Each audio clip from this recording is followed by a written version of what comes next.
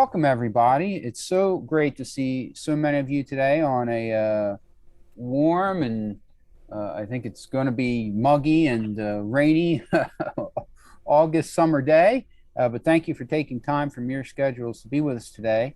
I'm delighted to welcome all of you to our Hunger Free New Jersey Center for Student Success Hunger Free Campus Convening. And I want to give a special thank you to our partners, Hunger Free New Jersey, who are with us today, and to the Community Food Bank of New Jersey, who's also with us today, and of course, the Office of the Secretary of Higher Education, who made funding available to institutions of higher education for the Hunger Free Campus Grant. So let me just share with you the agenda. I promise you I have a very short PowerPoint because it's only 2 slides. It's just the welcome screen and the agenda. So we have an agenda today that we're going to go over. Of course, we're going to turn it over to our friends Adele and Lisa in a moment. And then we'll hear from Megan Goslink at the Community Food Bank of New Jersey. She'd like to tell us a little bit more about the SNAP Outreach and Enrollment Assistance Program that her organization offers throughout the state. Then we're going to hear from 3 of the 4 community colleges that did receive the Hunger Free Campus Grant. And we've asked them to share their strategies with us on what they're going to be doing to address hunger and food insecurity utilizing these funds. And hopefully there are some nuggets of wisdom for all of us that we may be able to take back to our institutions of higher education as well. And then I'd like to have a closing discussion with all of you. We'll have questions and comments and discussion, of course, from what we hear from our institutions. But then have a closing discussion of what more should we be doing collectively at this point, and what might be some of your campus-based needs that we, through our statewide partnerships, may be able to help you address. So with all that said and done, I'd like to again thank our friends at Hunger Free New Jersey and the Community Food Bank for joining us today. And I'd like to turn it over to Adele LaTourette and Lisa Pitts. So thank you. Lisa, you gonna unmute? Yeah, I didn't know if you were going first. Yeah, I really just wanted to say hello and thank you everybody for being here. I'm excited to hear about what the plans are with the Hunger Free Campus grants and how we can all work together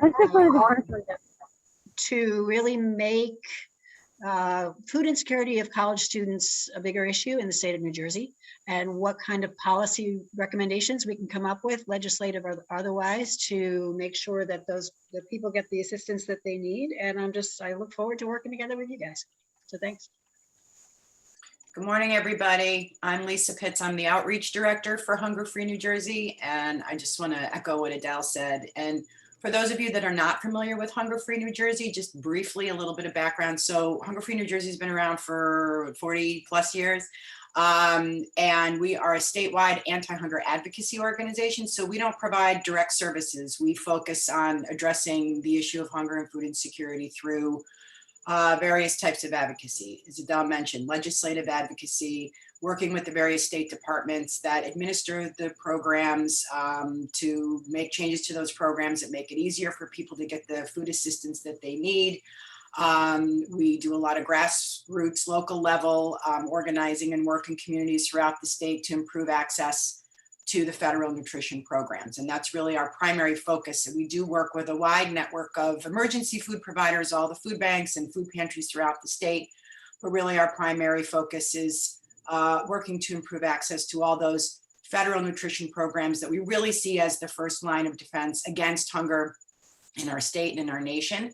When we say federal nutrition programs, we're talking about SNAP, formerly known as food stamps, WIC, women, infants, and children, and then the various child nutrition programs and senior nutrition programs. So that's kind of nutshell who we are and what we do and why we're interested in this and why we're here today. And we've been working closely with Jake and NJCCC for a couple of years now to try to improve access to SNAP and other programs for college students. So we're super happy to be here and we look forward to a productive and interesting conversation. So thank you. Adele, Lisa, thank you so much for your partnership and all the work that you've done with our community colleges and with our Center for Student Success you know, if it weren't for Adele and Lisa, we wouldn't be where we are today. And that is, you know, in a space where we've got strong support from our partners in state government to get students access to SNAP even pre-pandemic. And that's all because of the advocacy efforts of the folks at Hunger Free New Jersey. So thank you both for being with us today, and thank you for helping us organize this event. So at this point, I'd like to turn it over. I thought I saw Megan. Megan was here. I'm here. There you are. There you are. I'm sorry. I have so many people on. I know, on my there's a really screen. good turnout. It's a great turnout. Congratulations. Yes. So Megan, thank you for being with us and Sure. for offering to share some information, and we appreciate you working with us. We also appreciate the work that you do in the communities to help our students and their families. So Megan, I'll turn it over to you. Thank you once again. Oh, absolutely. Thanks for having us, Jake. And I do have a very short PowerPoint if you want me to share, or do you want me Please to just do. No, please okay, it's do. more interesting than seeing my sweaty face this morning. So let me, hopefully this can work. Can everybody see it okay? Yes. Great. So I'm just going to quickly talk about the food bank and then what our team, the resource access team, does to help connect college students with benefits, specifically SNAP benefits in this instance. And I believe we also do have some other team members from the food bank on this call, specifically some team members who can answer any questions that any of the colleges might have about opening food pantries on their campuses. So we can get to that next. So briefly, the food bank's mission is to fight hunger and poverty in New Jersey by assisting those in need and seeking long-term solutions. We engage, educate, and empower all sectors of society in this battle. And so today we're hoping to engage and educate and empower our community college community. Just a little bit about us. We do serve 15 of New Jersey's 21 counties as an organization. Our team, the resource access team, serves 11 of those counties. And we have 2 locations, one in Hillside, New Jersey, and one in Egg Harbor Township, New Jersey, in Atlantic County. So we do know that more than 54 million people in the US are food insecure, including over 18 million children. And we also know that now college hunger has been on the rise for a solid 4 to 5 years, and that more and more of our students are food insecure. This is just some basic stats about New Jersey right now. We have 50,000 community college students identified as food insecure across our state, and a total of 1.2 million New Jerseyans are food insecure across the state. So there's some work to be done. And unfortunately, as I'm sure everybody on this call knows, COVID has made those statistics worse. We don't have specific data on college students in relationship to COVID right now, but hopefully we will be able to gather some of that soon. But it is estimated that we have seen a 56% increase in food insecurity in our state due to the impacts of COVID-19. And that's actually higher than the increases in our neighboring states, such as Pennsylvania, Delaware, and New York, and the national increase in food insecurity. So we've seen a greater increase in food insecurity as compared to the nation and our neighbors. So the food bank's approach to address food insecurity is first to feed the line. That's where we directly provide healthy food and meals to our partner agencies.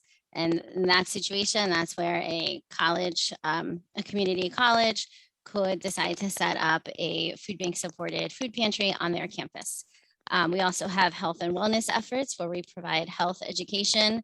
That's our SNAP Ed curriculum specifically, and that's where we come and we provide nutrition, healthy eating, healthy cooking, healthy shopping classes. And then where my team comes in are shorten the line efforts. This is where we really try to provide sustainable solutions to help folks make ends meet. So we really want to put money in people's pockets, help them become more financially secure, whether that's through SNAP assistance, LAHEAP assistance, cash assistance, connecting them with their stimulus check, connecting them with childcare assistance, so that they have more money in their pocket to pay for the things they need and buy more food. And then the last aspect of our approach is to, as we said before, engage all sectors of society, bring on many partners, many volunteers, advocate with amazing organizations like Hunger Free New Jersey, and see some of that lasting policy change that we're looking for. So our team is the resource access team, and we currently have a hybrid model where we operate both on site and provide virtual assistance. We focus primarily on helping folks apply or recertify for SNAP, which is a Supplemental Nutrition Assistance Program benefits, and LAHEAP/USF benefits, which are low-income home energy assistance program benefits. On the left-hand side of the slide, you can see the counties that our team works in. So we provide these services in these identified counties.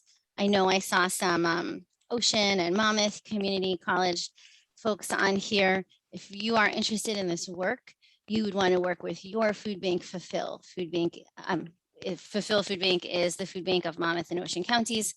So you would want to work with Fulfill Food Bank to get these services on your campuses. Our team is multilingual. We have English, Spanish, and Haitian Creole speakers. We go on site and we offer this free screenings for the 3 benefit applications, LAHEAP, SNAP, and cash assistance. We help complete the application and submit it, and we also follow the student in this case through the process by providing guidance on next steps, ensuring they've gotten all their documents in, that they've received their interview, and really following through with them to the end of the process. We also are available to attend any outreach, health fairs, campus-based events that you have, provide virtual information sessions to cohorts of students, or at, for example, freshman orientation, we'll present either in person or virtually, really trying to educate students on these benefits that are available to them. They are available to them, students are eligible for them.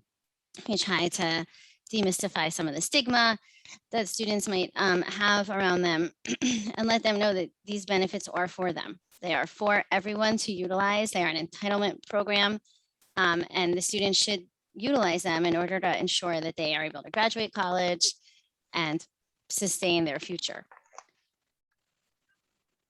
Oops, sorry, skipped a slide there. I think we already talked about this. So do you want me to go into some of the basics of what SNAP is, Jake, or do you want me to stop here?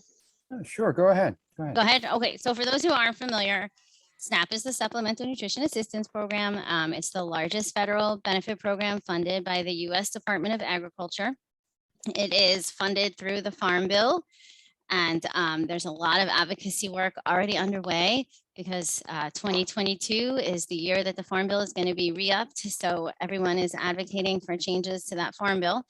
And actually, we did just get a great recent change to SNAP benefits that come October 1st, all benefits are going to increase per person by $36. And that's a large increase for folks who are receiving benefits. Sometimes people can receive as little as $16 a month in benefits. So to see a $36 increase per person, that's a very large increase for folks that are receiving that lower amount.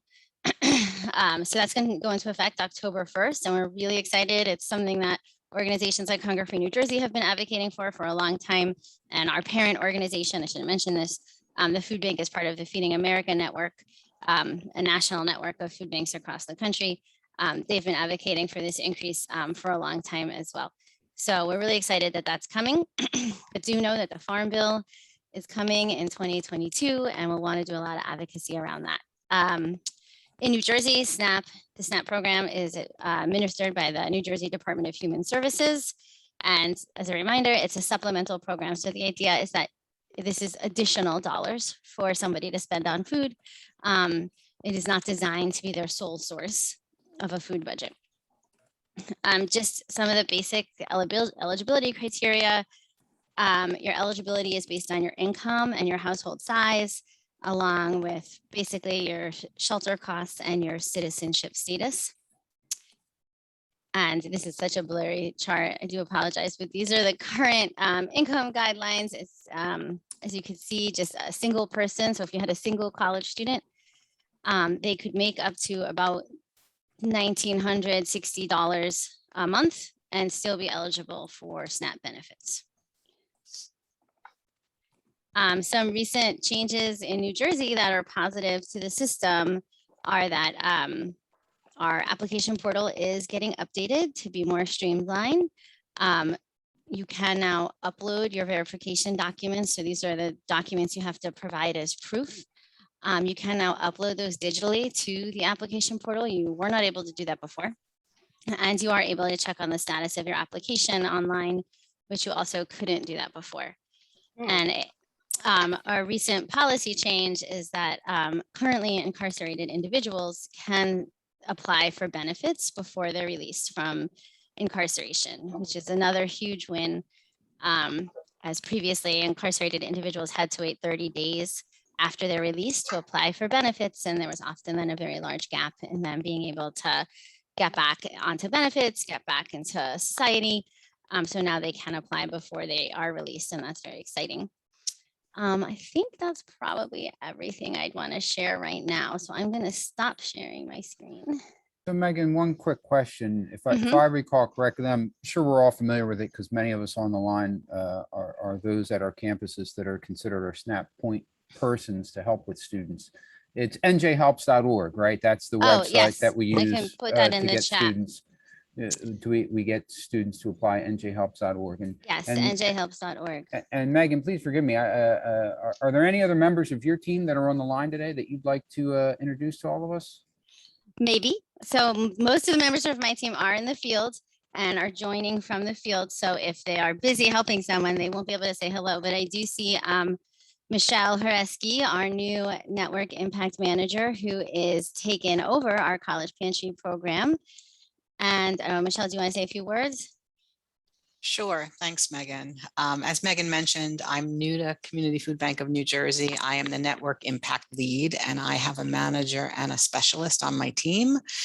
And one of our impact programs is college pantries, which we're very excited about. And as you can well imagine, COVID has kind of put a little bit of a dent in the continuity of several of the college pantry programs. So we are currently researching the colleges that we were working with to see what their status is and helping them to get back online, so to speak, if they're interested in re-upping, particularly since it's August. And at least here in New Jersey, a lot of colleges do tend to start in the August timeframe. In addition to that, we welcome anyone who might be interested in establishing a pantry at their college who might not be currently affiliated with us, and we would work to onboard them as well. So I can certainly leave my email in the chat if that would be helpful, if anybody wants to reach out to me with questions, if they know of an existing pantry who might not have yet heard from us, because we are still kind of in the beginning stages of reaching out, or if they know of a college that wants to establish a food pantry, they can also send me an email. Thanks, Michelle. Sure. So the additional team members that I can see on here, we have our one of our Hillside-based resource access managers, Keith Jackson, another Hillside-based resource access manager, Dominique Bordenave, and our Egg Harbor Township resource access manager, Maria Duncan Prince. Everyone is logged in, whether or not they're actually on, is, you know, they might not be able to say hello because they are all in the field at sites actively assisting clients, but I'm happy to put all of our email addresses in the chat if folks want to reach out about bringing our services to your campus. Megan, thank you. And Michelle, thank you. Thank you, everybody, for being with us. Before we move to the next topic, just a quick call out here while we're all here on the line. Any questions for Megan by any of you on the line here? I would just like to say on the front end, or at this point, just thank you. Thank you, Megan, for all you, Michelle, and your colleagues do for our students, and for joining us today and offering us this partnership and these resources. We greatly appreciate it. No problem, Jake. I do have to say, I loved working with college students pre-COVID. I was often the ones working on campuses, and I really enjoyed working with that population, as I'm sure all of the folks on this call. Enjoy working with students. It kind of was like the highlight of my work time when I got to be on a campus. So thanks for having us.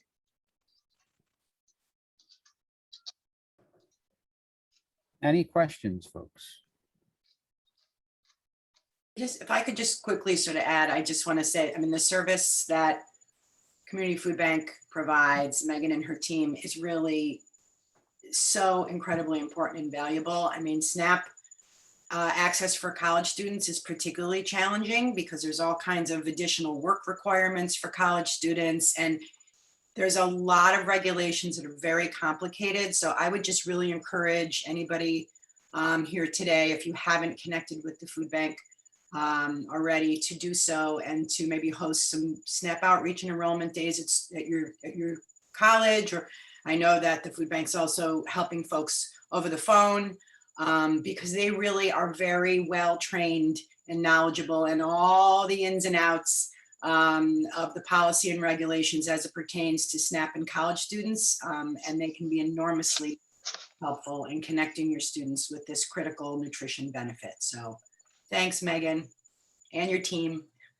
Thanks, Lisa. I probably should have mentioned, yes, it is very complicated for a college student to apply for SNAP, and that is why we are there to work with them one-on-one, because it's not that easy, actually. So we're here for them. Megan, thank you. Thank you once again. And I would be remiss. I apologize, Brad, please, nothing personal. I didn't get a chance to ask Brad Preston to introduce himself. Brad, please. Oh, thanks, Jake. I'm Brad Preston. I'm with Hunger Free New Jersey as well, working with Adele and Lisa. And I've been working on outreach, particularly child outreach, but doing a whole lot of work in the southern part of New Jersey, working to help Hunger Free New Jersey expand our footprint in southern New Jersey. So it's great to see everybody here. Brad, thank you for being with us, and thank you for your continued efforts to help us and help our community colleges. We really appreciate it. Thank you. So what we'd like to do now is we'd like to transition to hear from 3 of our community colleges, some nuggets of wisdom of their approaches with the Hunger Free Campus Grant. So I'd like to turn it over first. I thought I saw Tanya from Mercer County Community College. Is she still with us? There she is. Hi, Tanya. Are you able to hear us at all? And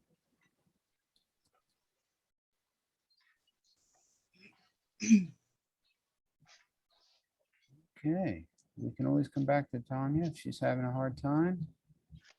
And if she's having problems with the audio earlier. Okay, how about our friends from Ocean? Hi, this is Allison. Can you hear me? Hey, Allison, we can. Hi. Yes, thank you. No problem. Jerry had asked me to stop in and tell you a little bit about how we are planning to utilize our grant monies. Our primary strategy is to focus on bringing on an employee into our existing pantry. We moved to a larger location. If you see the boxes behind me, we still haven't finished unpacking in our newer location for our pantry. But right now, the people who staff the pantry are staff volunteers, student volunteers, and it's not very regular. You know, maybe we'll get a social work class to take on a project, a pet project to help us, you know, reach out, make a community connection or staff the hours or something like that. But to have a staff member dedicated fully to advancing our existing pantry, and we're actually looking to drop pantry, just call it helping hands, so that we have some other services within our area here, you know, to connect them with the community, not just pass them a flyer, you know, actually make that cycle complete, that handoff to a community organization. And just to have someone here stable, regular hours, you know, if students were to come here, we can develop a relationship with them rather than just give them food and help them in that moment. So we're really looking to grow with this staff person. I feel like everything's hinging on this staff person, everything that we are dreaming about and wanting to do. But that's our primary goal. Allison, thank you. We appreciate it. Any questions for Allison, folks? I have a question. Allison, hi. What's Can you give more specific information about the position? Like what are the qualifications? Is it a full-time position? What does that look like? So it's a part-time 29-hour position without benefits. It is the flexible hours. It requires a bachelor's degree, but we are not, it's 29 hours a week, but we're going to leave it flexible for the person to bend each day. Maybe we will have existing hours in the pantry that they have to be here, but if they have to go to a meeting off-site or something like that, we're allowing for that flexibility. We're looking for someone ideally, preferably with great customer service skills, relationship building, those sort of soft skills, so we can help our students more than just provide a meal for the day. We want to develop that relationship, see how we can get them more to get them through college and better themselves. So the person in that position would also, in addition to providing the direct food assistance, they would also be going out, meeting with community-based organizations, finding out what other resources are available. Right, that is our hope. We were granted, and separate from the grant this year, we were given 2 student workers, federally funded student workers in the pantry. We've never had that before. So that person would work in conjunction with those students, because we only need the students to be here. The students' jobs would just be here to open the doors, check them in, all that sort of thing. So if the people aren't here at the same time, the student workers and this new coordinator position, that would be fine, as long as our regular hours are maintained. That's great. It's wonderful. And prior to getting the Hunger Free Campus Act funding, you guys had a pantry on campus already, you said, and it was kind of just volunteer and student run. Correct. It was only student run, yes. What kind of volume did you have? Like, what did students have to make appointments? Was it a drop-in center? Were bags pre-packed? Like, what did it look like? So that's a good question. We started out with pre-packed bags when we first opened our doors in 2018. So the students would come in during our regular hours. We were open about 4 or 5 hours a week, and students would just have to check in, grab a bag, and keep on going. But then we saw some students, maybe they just needed to supplement. They didn't necessarily need the whole bag. Some students had issues on public transportation bringing home the bags. They didn't want to take the pre-packed bag, it was too heavy. So we slowly loosened those reins and let it be a little bit more free for the students to come in, take what they needed. We also developed relationships with some community organizations, Fulfill too, but we have prepared meals, and we were given freezers from a local appliance shop. They donated us 2 freezers, so we have pre-made meals here, so students could just come in and grab a meal and go eat in the cafeteria, and the meals are packaged in reusable containers, so it looks like you just brought in leftovers. There's no stigma attached to that. So students can just pop in and grab one of those if they feel like it for the day. And we, we want, in our new space here, we have tables now. Students can come in and they can actually sit and eat in here. We can talk to them while they're eating, or they can go grab whatever they like, put it in their backpacks. We've evolved over the past few years on how we allow students to utilize our services. But you don't need to make an appointment. We don't require that at all. Some students do call ahead just to make sure we're here, or that someone's here, or to get the lay of the land so they're not surprised with what goes on when they get here. We also do offer quote unquote emergency services. So outside of our hours, we have contact information on our door. So if someone shows up here and it's outside our hours, we don't want to turn them away. Someone will meet them here. They just need to let us know, and we'll come over and open the doors for them. Wonderful. Thank you. Mhm. Allison, thank you. Any other questions for Allison? No, it's Kate. I just want to say that the location of the food pantry now is wonderful. We're in the food pantry is in the library, so it's a very accessible, close to the parking lot space. And the counseling center happens to be around same floor, just around the corner. So that also is really good if students need the services as well. Thanks, Kate. That's a great point. We were located previously, since our inception, in the college, the student center. So busy non-academic buildings, students are just sitting around in there. we were pretty much behind a glass door. So you were on display if you came into the pantry, and we tried our best. We shifted from one room to a room sideways to kind of like try and hide it a little bit to reduce that stigma. But this new location, we're right by the parking lot, like he'd said. We're easily accessible with ramps. We have a side door where students can literally slip in, slip out, and it's very discreet. That's so important. It's such a delicate balance, right? It's like I've heard this from colleges all over. It's like you don't want something to be tucked away where no one can find it, but you also don't want it to be so public that the students won't come because of the stigma. Yeah. And it's wonderful that you have that space and are able to do it. I have one more question. Sorry, I'm very inquisitive about this. This is my topic. How do you guys handle confidentiality, or how did you before when you had students running the pantry, helping other students? Sure. So we have a training that the students go through and they sign a confidentiality agreement. We continued that through, even with the projects that we have, our social work. We work closely with our social work students. With COVID, they had difficulty getting their hours and their volunteer hours. So they work closely with us, and we have all of them go through a confidentiality agreement, training, and sign the agreement that we keep on file, so that they understand the nature of it. The students that we get in our, that we ask to volunteer are students who, either the students in the beginning were Phi Theta Kappa, they were the ones who started the pantry. So those students were tied to the mission of the pantry. And the social work students, those students who are training to be social workers have a desire to help people. They have a desire to help their students. So it's not just a random student. The students are tied to our mission to volunteer here.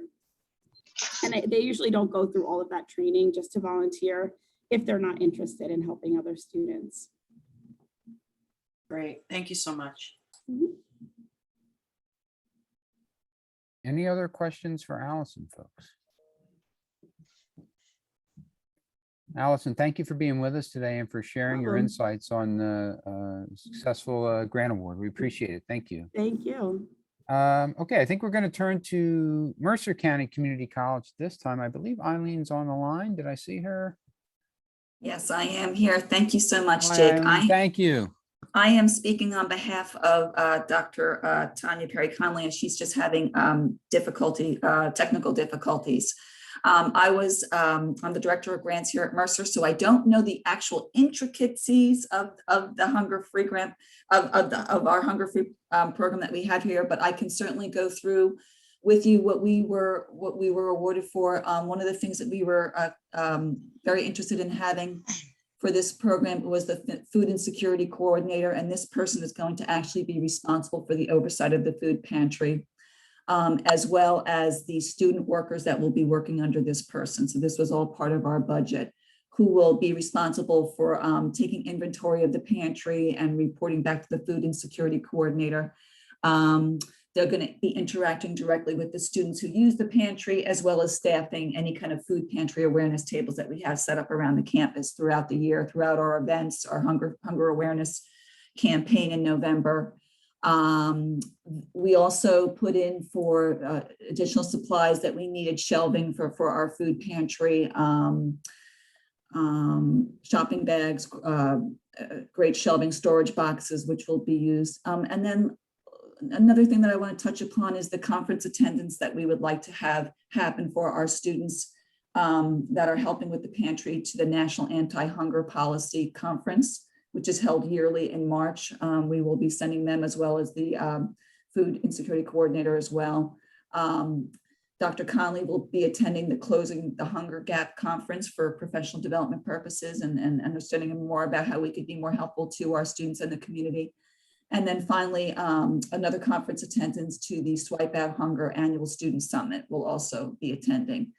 And then finally, we put into purchase food for snack packs. That are these snack packs that will have bottled water, crackers, granola, and dried fruits. And we have on our docket to distribute approximately 30 of these packets a week for 45 weeks. So that's basically what we are doing with the hunger-free budget. Are there any questions? I can try. No, okay. Well, thank you so much for your time.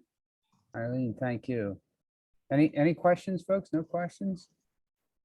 Lisa, I see you jumping. Like, okay, I'm just always, the devil's in the details, right? So I'm always curious to hear how this kind of works on a day-to-day basis. So you're going to have the food insecurity coordinator who will be, is your pantry open 5 days a week, 9 to 5? How many hours? Is it appointment driven? How's it work? I believe there are set times for it being opening, and this is where I kind of fall short a little bit, is I'm not exactly sure, and Dr. Conley would have been the best person to answer that, but unfortunately, well, here she is. She says, yes, set times for appointment. That's what she sees. So I was wrong. So she's just chatting right now. Yeah, set times for appointment.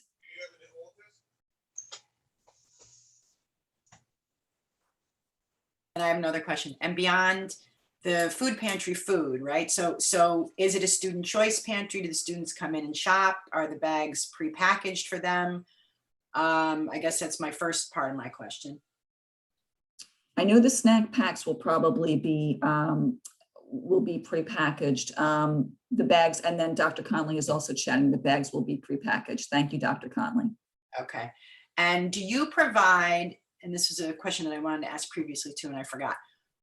If a student comes in, right, and they're a traditional student that lives at home with mom and a younger sibling, let's say, do you provide food for the whole household, or do you only provide food for the student, like one prepackaged bag with, a couple non-perishable items for the student?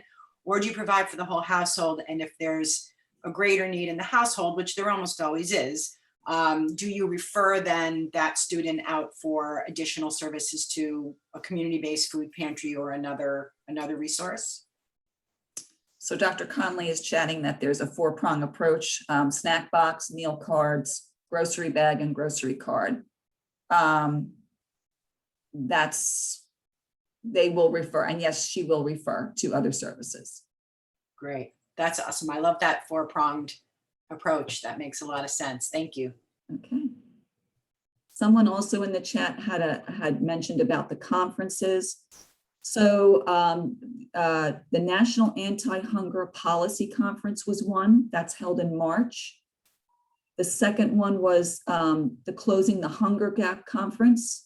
This is a remote conference, and it's yet to be determined when that will be. These are all from my notes. And then thirdly is the Swipe Out Hunger Annual Student Summit Conference, a remote conference, dates yet to be determined.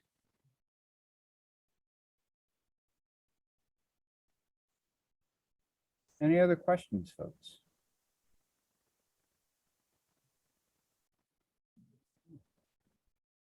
Eileen, thank you. And Thank you. And Tanya, thank you as well. Thanks for being with us. Unfortunately, you're having technical difficulties, but thank you for being with us as well.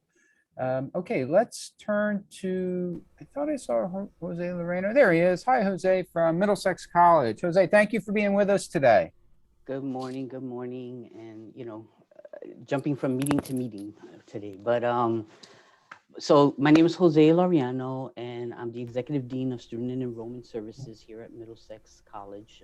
Today I'm also joined by O'Day Hoppy, who serves as our Director of Student Life, and Amanda Lyons, who serves as our Basic Needs Coordinator. O'Day, if you're able to put up the presentation. Yeah. Next slide. Okay, so just to give you a little brief background, at Middlesex College, our food pantry was created back in 2018 by a group of concerned faculty, staff, and alumni to address the issue of food insecurity facing our students. Our mission is to offer our students food and personal hygiene items at no cost. We are dedicated to building a culture of caring that recognizes students' needs, provides thoughtful support, and empowers wellness and success in the classroom and beyond. Today, we are lucky now to have Amanda serving as our Basic Needs Coordinator. Our food pantry is located on the first floor of the College Center, which is centralized, which is a centralized location, but also provides privacy for students since it has a separate entrance close to the parking lot. We actually expanded down the corridor and acquired some additional rooms because of the sheer growth of our food pantry this past year. And like all of you, during this COVID pandemic, we have increased our services to meet the needs of our students. And through the Hunger Free Campus Grant, we will expand on the types of service we provide our students in need.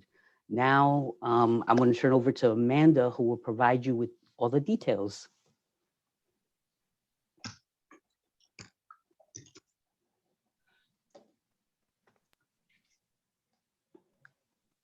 Amanda, you. Hi, now I'm unmuted. Okay, pardon my weird camera setup here. That's how it goes. Okay, so I'm Amanda Lyons, and I'm really happy to be here with all of you today. It's great to hear what everybody else is doing and to learn more about resources that are available to support us and our students. So I'm going to just give you a little information about how we adapted and expanded service since COVID hit. We transitioned from a client choice pantry model to pre-packing bags of groceries for drive-by or walk-up pickup. We also delivered to students who did not have transportation, had COVID, or were in quarantine. We sent students grocery gift cards by mail, which we were able to purchase through financial donations to the pantry from our community. And by spring break 2021, we relocated our pantry to a larger room so that we could safely return to client choice. This expansion and grant funding also brings the launch of the Community Resource Hub, where students can gather information about services and opportunities available within the college and through community partners and social services. Okay, so we had an exciting addition to our service in the fall. We collaborated with our hospitality, culinary, and dietetics department to develop a program which provides our students with frozen meals that are prepared by our culinary students. And with this grant, we'll be able to purchase a larger refrigerator and freezer, increasing our capacity to serve a variety of fresh and frozen foods. Building partnerships has been a huge part of our ability to expand service. We partnered with the Central Jersey Diaper Bank by providing referrals for our parenting students to receive free diapers, which are delivered every other month to students. Many of the students we are serving are parents. Many are parenting young children, and if the students themselves aren't parents, they're also really looking to help take care of their own parents. So like Lisa asked earlier, this is, we're not able to provide for the whole family, but we are trying to meet students and families where they are and provide as much support as we can. So we have expanded our pantry offerings to include a regular supply of diapers and wipes to support our parenting students as their families grow. We strengthen partnerships with our county food bank, McFoods, and food pantries throughout the county. We became a member of MEAL, the Metuchen Edison Alliance League, a newly founded alliance of local food pantries. We developed a referral system to connect students lacking transportation to local pantries utilizing the Logisticare delivery service. This is again the attempt to connect the students with the pantries that are closer to where they live. And, we went from providing deliveries to tapping into this state provided service. And then the numbers, there were so many students who needed delivery that I started connecting with the pantries who were also serving in this way to refer the students directly to those pantries who were also utilizing the delivery service. And we regularly promote food security events, opportunities, and resources throughout the county. Okay, combating the digital divide. We did so by providing Chromebooks to students who did not have computers at home. The program began when we went remote in spring 2020 with 100 Chromebooks, and at this point, we're up to 331, and we will be able to use this grant funding to purchase additional Chromebooks and some calculators that are required for math courses. We also provided as much information as we could about access to Wi-Fi, emergency access to Wi-Fi, hotspots.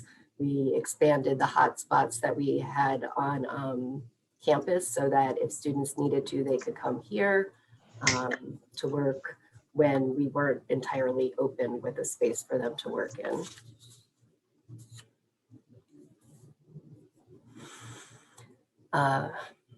Okay, so we increased enrollment, SNAP enrollment by 20% from 2019-2020 to 2020-2021. And that was just the increase by March. And that was through awareness campaigns and service learning initiatives. We're gonna really keep pushing forward with that this year and utilize supports to help enroll as many students as possible. Another huge support for us has been working with the Middlesex Foundation. They created a student emergency fund, and this is something that was launched just a little bit before the pandemic started, and the timing could not have been better. It began with a one-time $20,000 donor contribution to meet critical needs that, when unmet, hinder a student's ability to reach their academic potential. So from March 2020 through March 2021, we distributed $28,148 in emergency aid to students in crisis. 59% of that went towards housing. The emergency aid fundraising is ongoing. And I just want to talk a little bit more about housing insecurity because I'm sure this is an issue that everybody has been dealing with. It has been the most outstanding, most challenging need that students are facing. The results of our Real College survey and from the narratives in our Student Emergency Fund applications show that the lack of affordable housing is a major obstacle to student wellness and academic success. So to address this issue, we've created a housing subcommittee of our Hunger-Free Campus Task Force, and we are working with a network of housing advocates and agencies throughout the county and state to connect our students with resources, raise awareness of housing instability, homelessness, available supports, and to seek changes which affirm that housing is a human right. And now I will hand it off to O'Day Hoppy, who wants to tell you a little bit about another exciting innovation we will have to help us increase capacity. Thank you very much, Amanda. I know I speak for the whole college when I say how proud we are of all the hard work that Amanda's been doing throughout this whole past year that we've had. So we also have a question or two in the chat, and we'll get to those. One thing that we are going to be implementing to kind of help us keep doing what we're doing, keep Amanda doing what she's doing, is we're going to be using GivePulse to help us track a lot of the information that we're getting, as well as kind of meet the students where they are. I'm not sure if anyone else in the chat is using GivePulse or something similar, but we found that would be the most effective and productive one, efficient one to use, because it helps us connect what Amanda's doing with just about every other area of the college. We'll be using GivePulse also with our civic engagement and community partnerships office. So that's how we'll be tracking all of our students, giving them access to do online shopping, giving them access to schedule appointments with Amanda, as well as give our clubs an opportunity to meet with Amanda virtually and do community service via GivePulse, or connect with her via GivePulse to fulfill that community service requirement we have for the clubs. There was a question in the chat regarding SNAP and how do we capture the data of our SNAP enrollment. I'll throw that to you, Amanda. Okay, that's a good question. And And that this is something that's just part of the efforts to increase SNAP enrollment. The representative from the college who assists students with this and verifies SNAP enrollment, I just collaborated with her and asked her to give me information about who she did the verifications for. So because she has to sign off and verify that students are enrolled, she has that information, and that was really, really helpful to me because I have been sending students SNAP, SNAP, SNAP, but then I didn't really have the capacity to keep track of who was actually signing up. So it was very nice to see that it was working and people were signing up. And this year, I look forward to working more closely with her to just increase our collaboration for increasing SNAP enrollment. Thank you. For anyone who just asked, I just put the link for GivePulse in the chat. And again, I mentioned in the chat, it's a software that works and it integrates pretty well with a lot of the softwares and platforms that we all know and love and use. One of the big pluses for us is that we can incorporate it with Canvas, which we use at the college. So the students have a one-stop everywhere. Everything they need can be found there in Canvas. And all of our clubs, we also use Canvas for our clubs. So again, they have a quick access to GivePulse, which Amanda will be utilizing a lot to kind of put those services out to the college in a digital way. And for those who are interested as well, GivePulse, from the student end, they can also take that information, pretty much all of their their co-curricular involvement in community services and civic engagement, and carry that on to their four-year university. And hopefully those schools are also using GivePulse, and they'll have that co-curricular civic engagement resume to kind of take with them, which was a big plus for us when looking at GivePulse. Thank you very much. Any questions or comments? Jose? No, I was just gonna follow up again. If you have any questions, we'll share the PowerPoint with Jake to distribute to everyone else so as well. And he has our contact information there. Be happy to do that.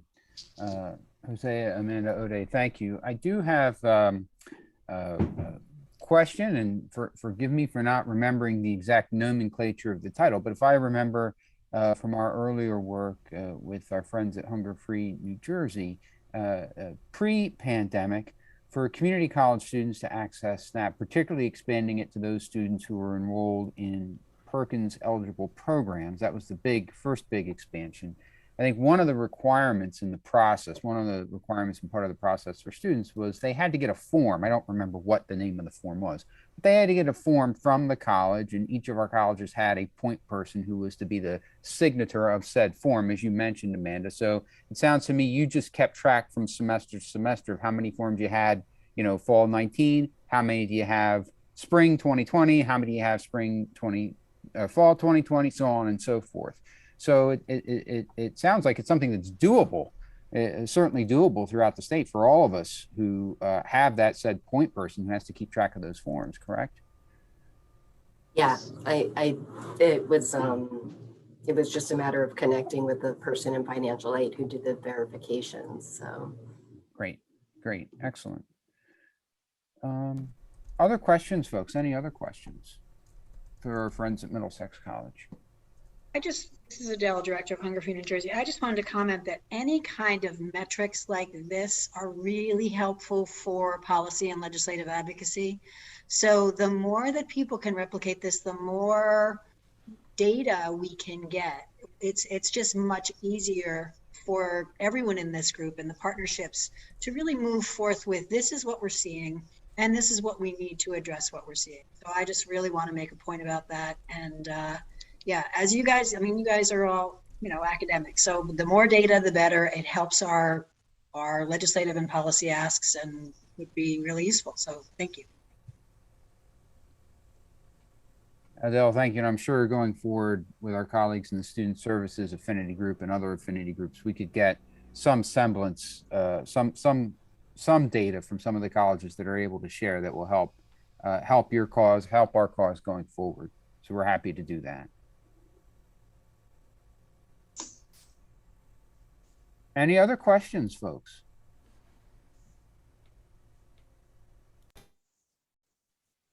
Tiffany's asking a question. What does your partnership with local food banks look like?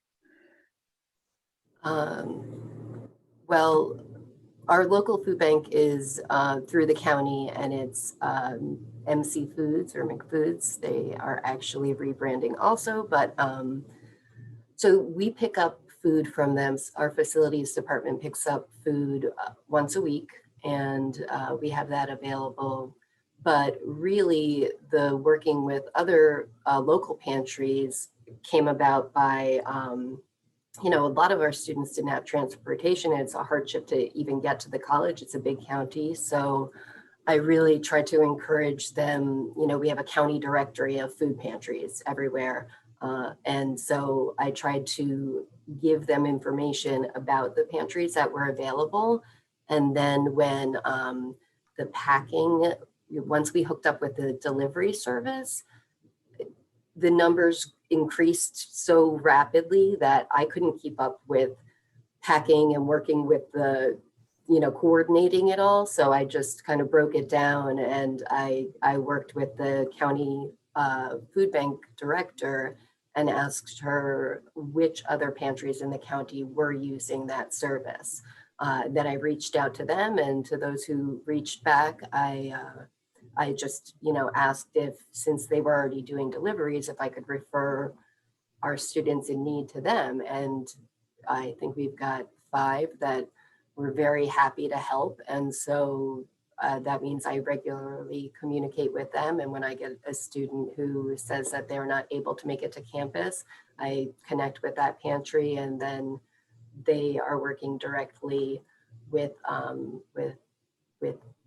the students themselves. And this to me is a really important step, because our service is for our currently registered students. So a lot of these students are having a hard time staying in school through this crisis. And if they're no longer a student, I want to give them as many resources as I can so that they can get by without the help that we've been providing. So making those connections with their local pantries and any other, helpful agencies has been a focus. And so that's how we do it. And I see another question about the delivery service. So there's not a fee. I believe it was a state program. I learned about it from our county food bank director, who's just amazing, Jennifer Apostle. And she sends us tons of information about all sorts of supports that are going on throughout the county and the state. And so this was something that began early in COVID to provide deliveries to, folks who didn't have transportation, people who were sick, the elderly, whatever. And so there was just a form that we had to gather the information from our student, and then we would submit it to this delivery agency, and then, work out the back and forth of they would deliver on a regular schedule. And it was great, and it became a lot. So I was very glad to be able to move it along to the other pantries that could help. And yes, I can share Jennifer's information, no problem. I don't know if that answered those questions. But. If I could just add, Amanda, so Logisticare they kind of came onto the radar in the beginning of the pandemic. They're actually a state. They have a contract with the state, and they transport seniors and people with disabilities to non-emergency medical appointments. And when COVID hit, nobody was going to non-emergency medical appointments. So they had a fleet of drivers that had their cars. So they really reached out to the anti-hunger community and said, how can we help? We want to get food to people. We want to be involved. They wanted to make sure their drivers, they didn't have to lay off any drivers. So this was a way for them to keep their guys and gals employed, and also address an immediate need in the emergency food world during COVID. So I think they're still doing it, but I think that they might be paring back a little bit. That was my understanding, as now people are, they're kind of going back to their original mission, and they're transporting people to appointments and even to vaccines. They've been doing a lot of that as well. But definitely, I would say, you know, you can reach out to them and see if they'd be willing to help in some way. They may already be partnering with a local pantry in your area, but you know, they might be able to help in some way. But that's just a little bit of background on who they are and what they do.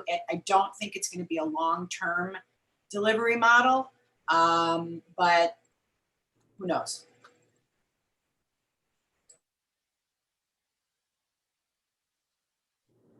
All right. Any other questions for our friends at Middlesex College? I have a quick question about the deliveries. Is it something that is an approval process for them to get the deliveries, or would they take a student based solely on your recommendation? They would take them based on solely on a recommendation. We did need to gather information, like if they had Medicaid, because I believe they're funding, people who have Medicaid were funded through one way and people who didn't were funded through another way. But yeah, it was just a straight referral from the pantry, and our pantry is available to any current registered student in need. So so yeah, and it was, yeah, as I'm glad Lisa was able to share the information about exactly what, I knew it was through the state, but I didn't know that, I couldn't really figure out what the details were, but yeah, so basically if we made that referral and provided the information, they were in, and we just had to submit like a, you know, an Excel sheet each week of what was happening and who needed service. I hope that they managed to keep it up somehow, because we've got probably close to 50 students at this point who are getting weekly deliveries. We weren't able to provide that much support, but the local pantries could. So that was great.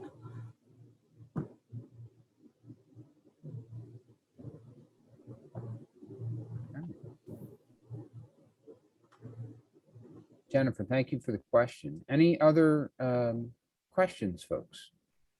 Jake, I was just going to mention, it's less of a question than a comment, but when Amanda mentioned, you know, reaching out and building those different partnerships and even just talking to the local pantries in the county, I've talked with a whole lot of pantries around the state over the last year, and I'm just constantly amazed at how many, you know, people get so busy just trying to sustain their own client base and, you know, at these local pantries. I would say the more that people from the college pantries can connect locally or around the county, you would be amazed at how many other people might have a pantry. Well, they say, oh, well, we have this funding for people who, you know, may be evicted, but we haven't really connected with many people. Or we've been serving some college students and we didn't know that there was a pantry at their college, and we can let them know. And, you know, so it's not that people here aren't promoting their work, but other people just are so busy, particularly through the pandemic, they kind of have their head down in their own pantry, that the more you can connect, the more there may be a lot of other resources out there nearby. And just, you know, I've just seen that time and time again.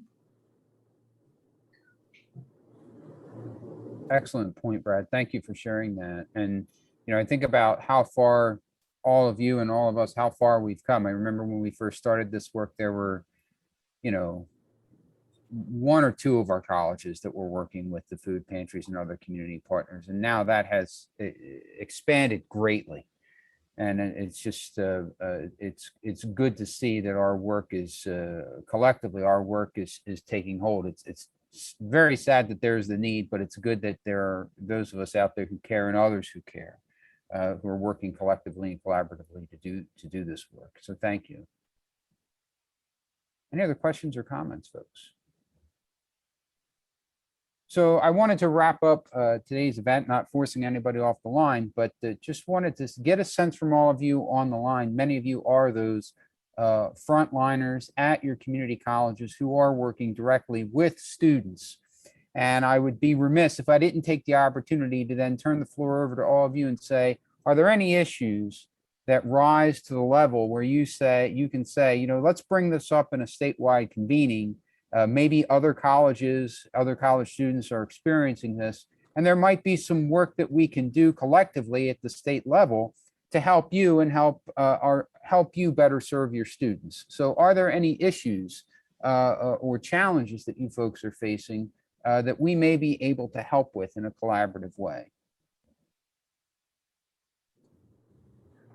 Hi, I wanted to just jump in and introduce myself. I am Kara Cute. I am at Rutgers University, so not a community college, but we also received one of the Hunger Free Campus grants, and we are going to be having a statewide convening of all New Jersey higher ed, either late fall or early winter, and you will all be invited. So I just wanted to say that will be one forum in which any of these topics that come up, I've been taking notes of all the things that you've been talking about as ideas of things to further discuss at our convening. So I'm happy to be here, and I'm happy to hear any ideas that you have and see if there's some way for us to address them when we do have our convening. And we'll be doing that in partnership with Hunger Free New Jersey. They're also going to be working with us on that meeting. So I just wanted to let you know, to give a heads up, we don't have a date yet. We have our first planning meeting next week, but we will be having it, and we're very open to any topics or important things that you would love to see covered at that as well. And to say thank you for this today was really interesting and helpful for me. So thanks. Kara, thank you for joining with us and for the invitation to join you at the convening. We look forward to it. And I would just say off the top of my head, I mean, it's people kid me, Jake, you're Captain Obvious from that commercial. But you know, our students at the community colleges, once they earn their associate degrees and they transfer to Rutgers, to Rowan's and the like, that doesn't mean that the challenges that they face go away. So I very much am looking forward to the convening that you're hosting, and I'm hoping that we can continue to build out and strengthen partnerships, not just between and among our community colleges and our community partners, but our community colleges and our four-year colleges and universities, so we can better connect with our folks. So, you know, for whatever reason, we have a sense of, we know our students will be taken care of, you know, when they transfer from Middlesex, Mercer, so on and so forth, to Rutgers, Rowan, and the like. So I look forward to the convening, and thank you for being with us. I look forward to working with you going forward also.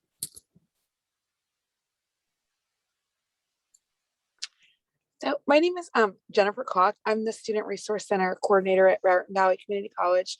I just wanted to kind of make a comment here because we've really established a model at the college where we help students with all of their barriers to their education, not just food. I know that someone talked a little earlier about looking at other resources, and we do provide other resources. We connect students to healthcare, and we provide grocery cards and gas cards and all sorts of things like that. But I just want to comment, because I know we're talking about like different resources and stuff. I would encourage people to not underestimate the power of social media. We've really created like a Facebook page and just a social media presence where, of course, we remain confidential at all times, but I'm always like sharing what our needs are on our Facebook page. And that has really helped bring in a lot of support from the community, because, you know, I say all the time, we put the community in community college, and it really has helped us rally a lot of resources. We have a lot of drop boxes and stuff, and it also takes away the burden of knowing who's going to go pick it up, how we're going to find it out, because the community has just really become so invested in what we're doing that they bring the stuff to me. They put it in the Dropbox, and I just make it like super convenient for them. So it's just something for people to keep in mind as you're out there searching for resources, that really just putting a post on your site could be what it takes to meet your need without you having to go worry about who's going to get it. I just want to say that I follow you, Jennifer, on social media, and I'm so impressed with the amount of service that you're able to provide. It's inspiring, and it's made upping my social media game on my to-do list. And you and Karen have both been helpful and inspiring in helping us expand our program. So I'm glad you're our neighbors. Oh, thank you. I have a question, Jennifer. Thank you for jarring my memory, because this was something I definitely wanted to ask. I think, you know, so many campuses now have these wonderful pantries on campus and other resources available. But what I've heard from some is it's difficult sometimes to promote the program. That still, there's a lot of students that are not aware of what's available. So I would just throw this out as a general question to whoever wants to answer it. What have been your most successful ways to promote your pantries and your other support services for students. So one of the things that we do is that we work a lot with our service learning department in order to encourage service learners to come to us. At the start of every single semester, I send out a blast to every single faculty member and staff member asking them to invite me into their classrooms to come speak about the services that we offer. I realized that was not always convenient for every single faculty member to do that, and especially once COVID hit. So I actually created a YouTube video where I send that out to faculty members, and I pretty much beg them to just please share this short clip. And I really promote an environment with students that them just spreading the message is how you can get involved. And I tell them all day long, you may come just to check it out and see what the room is all about, but you may not realize that the person standing next to you is actually checking off the box on the form saying they've been living in their car, and then I'm able to reach back out to them. So I encourage students that just by them telling other students what we have going on, that in itself helps promote us. And we honestly, Dr. Gushall is on here. She knows the numbers a little bit better than I do, because that's more her forte. But in the first year of doing that, we actually saw the numbers of students that we see triple. So that was kind of huge. Thank you so much. Jennifer, thank you. Thank you for sharing your insights. So social media is certainly critical in helping to raise awareness, not just necessarily of food insecurity, but other challenges that students are going through, and also a platform to build more partnerships and solicit more donations and things of that nature and stature. So thank you. Any other topics that rise to the top of your heads, folks? Anything that we might be able to do collectively? Any issues we may be able to help bring some statewide leverage to help all of you?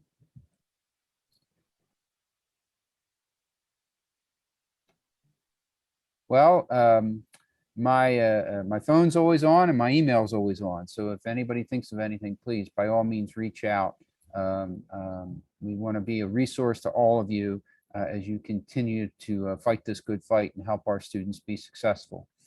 So I just want to thank everybody for being with us today, and for our colleges for sharing, and for our partners, Hunger Free New Jersey and the Community Food Bank of New Jersey, for being with us and your partnership with us for all of this. We greatly appreciate it. And as always, you need anything, it's jfarbman@njccc.org, jfarbman@njccc.org. And with all of that, have a great rest of the day, everybody. And thanks for being with us. Take care. Thanks, everybody. Thanks, Jake.